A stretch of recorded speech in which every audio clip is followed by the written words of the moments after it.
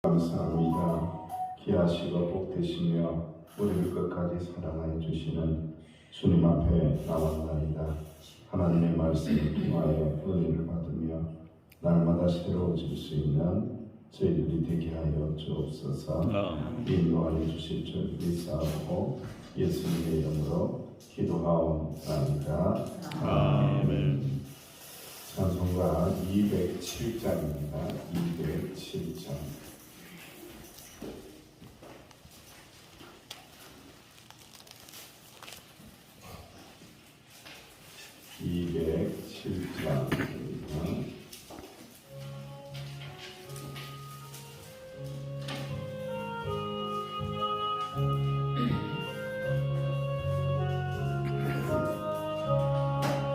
귀하신 주님 계신 곳 그 백성 함께 모였네. 다 함께 주를 만나니 그곳은 거룩하도다. 겸손한 사랑에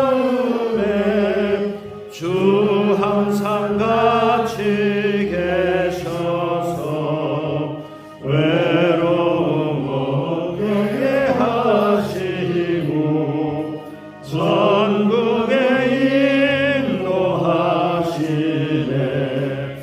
선하신 목자 우리 주 사랑의 풍성하도다. 우리가 기다리오니 위로해 주시옵소서. 그 거룩하신 주 앞에 간절히 기도드리니 어느 전심이 밝아져 큰 영광 보게 하소서. 귀하신 주님 계신 곳 그 백성 함께 되시네. 함께 주를 만나니 그곳은 거룩하도다. 합심하여 기도합니다. 거룩한 곳 주님 만나는 이곳에 왔사오니 하나님의 말씀을 통하여 주님 만나게 해달라고 은혜 베풀어 달라고 합심하여 기도합니다. 아버지 하나님 은혜를 감사합니다. 주님 앞에 나와 주님 존재하여 나와나이다. 거룩한 곳에 나와나이다. 주님 만나게 하옵소서. 주님 만나게 하옵소서. 은혜 받게 하여 주옵소서. 하나님의 신 말씀 심하는 것하여 주님을 만나게 하여 주옵소서. 주님을 만나게 하여 주옵소서. 주님 역사하여 주옵소서. 아버지 하나님 기다립니다. 인도하여 주시기 원합니다. 아버지 하나님의 하나님의 이름으로 충만하게 채워주시옵소서. 그같이 주님 앞에 간절히 말씀 붙잡고 기도하시기에 아버지 하나님이여 주옵소서. 영의 눈을 위하여 주옵소서. 아버지 하나님 말씀을 위하여 저희들에게 주여 주옵소서. 감사합니다. 주님 감사합니다. 주님 예수님의 이름으로 합심하여 기도하옵나이다. 아멘. 하나님의 말씀 함께 공부합니다. 히브리서 5장입니다. 5장 전체를 공부하겠습니다.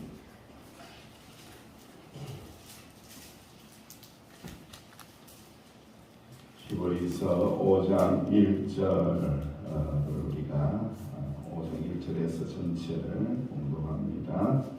시작. 내 제사장마다 사람 가운데서 택한 자이므로 하나님께 속한 일에 사람을 위하여 예물과 속죄하는 제사를 드리게 하나니 그가 무식하고 미혹된 자를 능히 용납할 수 있는 것은 자기도 언약에 실사되어 있습니다. 그러므로 백성을 위하여 속죄제를 드림과 같이 또한 자신을 위하여 드리는 것이 마땅하니라. 이 존재는 아무도 스스로 취하지 못하고 오직 아론과 같이 하나님의 부르심을 받은 자라야 할 것이니라. 또한 이와 같이 그리스도께서 대제사장 되심도 스스로 영광을 취하심이 아니요 오직 말씀하시니가 그에게 이르시되 너는 내 아들이니 내가 오늘 너를 낳았다 하셨고 또한 이와 같이 다른 데서 말씀하시되 내가 영원히 멜기세덱의 반차를 따르는 제사장이라 하셨으니 그는 육체에 계실 때에 자기를 죽음에서 능히 구원하신 이에게 심한 통곡과 눈물로 간구와 소원을 올렸고 그의 경건하심으로 말미암아 들으심을 얻었느니라.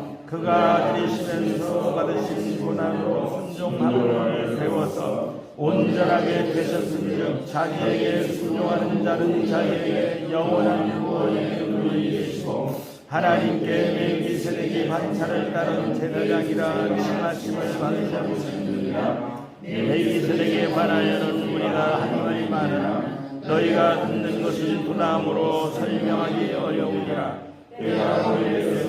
너희가 마땅히 선생이 되었을 터인데 너희가 다시 하나님의 말씀 초보에 대하여 누구에게서 가르침을 받아야 할 처지이니 단단한 음식은 못 먹고 젖이나 먹어야 할 자가 되었도다.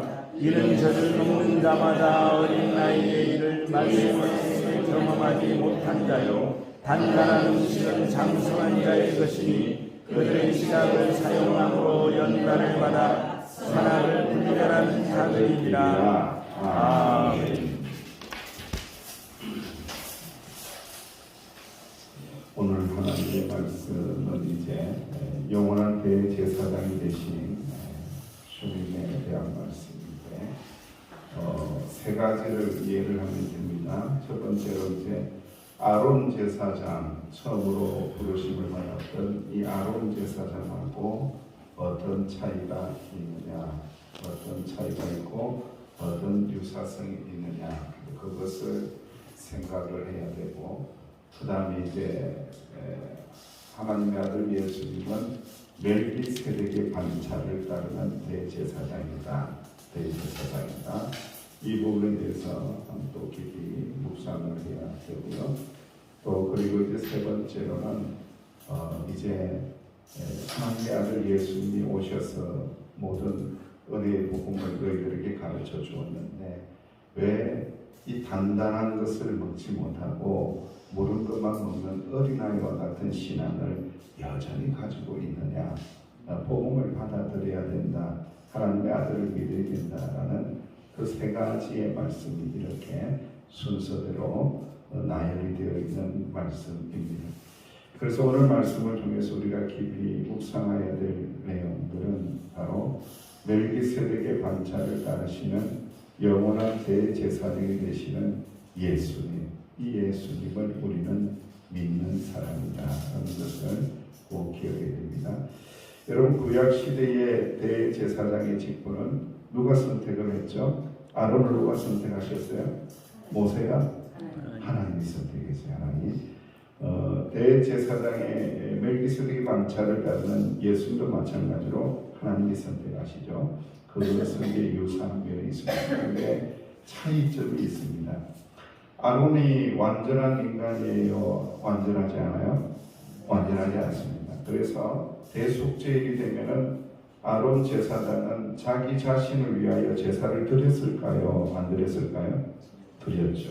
예. 왜냐하면 자기도 인간이기 때문에 자기의 속죄를 하고 난 다음에 백성들 앞으로 나가는 그러한 한계가 있는 제사장이다라는 것을 우리가 알게 되죠. 그래서 백성들뿐만 아니라 자신을 위해서도 속죄 제사를 드려야 됐다. 그래서 예물과 속죄하는 제사를 드리는 일들을 감당한 사람이 아론 대사장이라는 겁니다.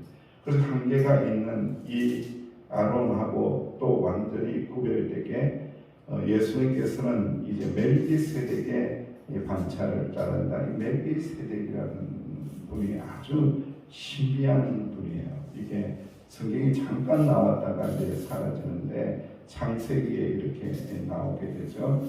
창세기 14장에 보면은 멜기세덱이 잠깐 나옵니다.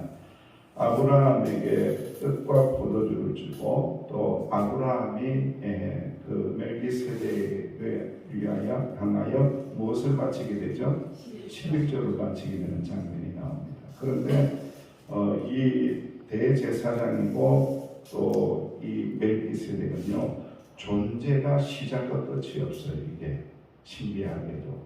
그래서 이것은 굉장히 신적인 모습을 가지고 있다. 신적인 존재다라고 이야기해요. 부모도 없고 족보도 없고, 부모가 없으니까 족보가 없잖아요. 부모도 없고 족보도 없고, 그러니까 출생도 있다 없다? 출생도 없고, 그리고 생명의 끝도 없는 존재로 들어가는 자가 이 멜기세덱이라는 그런 분이에요.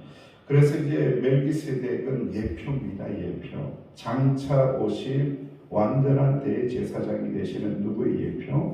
예수님의 예표로 이 멜기세덱이 존재한다는 것을 아는 거죠. 그래서 예수님께서는 아론의 반차를 따라서 제사장이 된 것이 아니라 누구의 반차를 따라서? 멜기세덱의 반차를 따라서 출생도 없고 또 탄생도 없고 영원하고 존재의 시작과 끝이 없는 멜기세덱의 반차를 따라서 대제사장이 되신 분이 바로 예수님이시다라고 말씀하는 거죠. 그래서 그리스도는 왕이시고 대제사장이시고 선지자시고 기름 부음을 받은 존재로서 아론과 비교할 수 있어요, 없어요? 비교할 수 없는 완전한 대제사장이 되시는 분이 바로 예수님이시다. 그래서 대제사장이신 예수님을 통하여 우리는 하나님께로 나아가는 구원의 통로, 유일한 길이 열리게 되었다라는 거죠.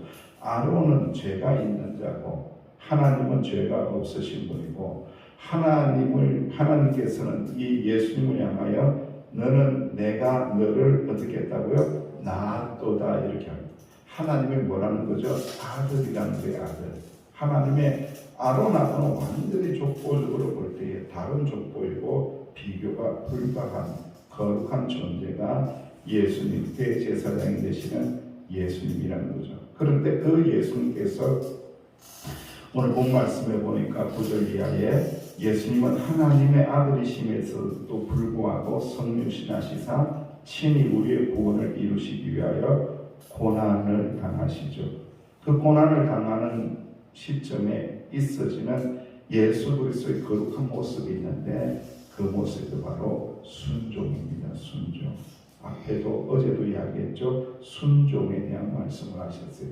그러니까 예수 그리스도를 믿음으로 말미암아 예수 그리스도의 은혜로 말미암아 일어나는 인생의 구원받은 자의 모습이 있는데 그것이 뭐냐면은 하나님의 말씀에 뭐 하게 된다고요? 순종하게 된다. 그걸 우리가 묵상하라고 그랬어요. 여러분들, 내가 하나님의 말씀이 들어올 때에 내가 순종하려고 하는 믿음이 있는지, 아니면 자꾸 이렇게 말씀을 배척하고 튕겨내고 있는지를 보면은 내가 하나님의 은혜로 구원받은 자인지 내가 믿음으로 구원받은 자인지를 증명할 수 있는 거예요. 그러니까 하나님의 말씀이 잘 이해가 안 되는 거죠. 여러분들 이제 신편에도 나오고 하나님의 말씀이 꿀보다도 어떻다고요?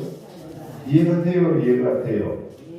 이해가 되면 구원받은 자가 사실은 이게 하나님의 말씀이 꿀보다 달다는 게 세상 사람들에게 아무리 설명해봐요. 이게 이해가 되냐고. 이해가 안 된다니까요. 이게 믿어지지 않는다니까요. 그런데 우리는 생명의 말씀이기 때문에 꿀보다도 더 달게 말씀을 먹으면서 말씀의 은혜를 구하고 말씀을 사랑하고 말씀을 기억하고 말씀의 능력을 의지하는 자가 되었다는 거죠. 그것이 바로 하나님 말씀에 순종하는 자가 되었다. 구원받은 자의 정명이다라고 할 정도로 이 순종이 매우 귀하고 중요하다는 것을 말씀하셨죠. 마찬가지로 예수님께서도 하나님 아버지의 말씀에 순종을 배우시고 순종하심으로 말미암아 우리에게 본을 부어 주셨죠. 그래서 주님의 순종은 우리의 구원의 근원이 됩니다. 참 중요한 겁니다. 예수님의 십자가의 순종하심은 우리의 구원으로 연결되는 통로가 된다는 거예요. 그래서 이 순종이 얼마나 귀한지. 그래서 여러분들 이제 사무엘 선지자를 통해서 순종이 뭐보다 낫다고요? 제사보다 낫고, 또 순종이 뭐보다 낫다고요? 네? 순종이 제사보다도 나은 거예요. 뭐보다 나은 거예요? 제물보다도 낫다.